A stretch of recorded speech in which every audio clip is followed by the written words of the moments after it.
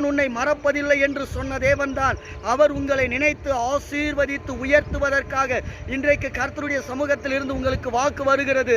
தேவன் உங்களை நினைத்திருக்கிறார், அவர் ஆசீர்வதிக்க போகிறார். எத்தனை பேர் நம்புறீங்க கர்த்தராலே நீங்கள் ஆசீர்வதிக்கப்பட்டு இருக்கிறீர்கள் என்று? யாரு என்ன சொன்னாலும் எதை பத்தி நீங்க கவலைப்படாதீங்க. கர்த்தராகிய யெகோவா தேவன் அவர் உங்களோடு கூட இருக்கிறார், உங்களை ஆசீர்வதித்து உயர்த்த போகிறார்.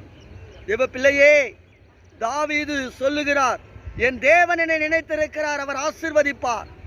இன்றைக்கு நீங்களும் சொல்லுங்க, தேவாதி தேவன் என்னை நினைத்திருக்கிறார், அவர் ஆசீர்வதித்து விட்டார், இனிமே நான் ஆசீர்வாதமா தான் வாழ போறாமே. நீங்க ஆசீர்வாதமா தானே வாழ போறீங்க.